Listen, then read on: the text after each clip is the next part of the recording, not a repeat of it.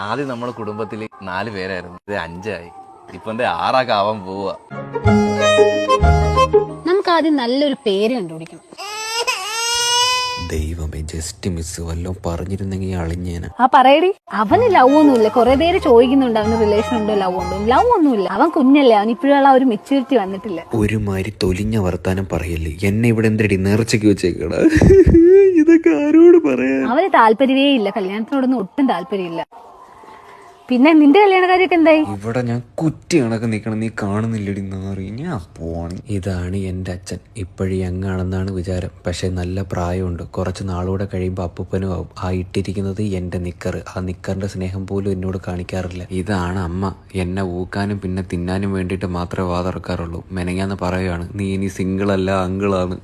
ഇതൊക്കെയാണ് ഇപ്പോഴത്തെ എന്റെ അവസ്ഥ. വലിയ സിഗ്മയാണെന്നൊക്കെ പറഞ്ഞുകൊണ്ടിരുന്നാൽ ലാസ്റ്റ് പെണ്ണും പുണ്ണാക്കൊന്നുമില്ലാതെ തിണ്ടി തിരിഞ്ഞ് നടക്കേണ്ടി വരും.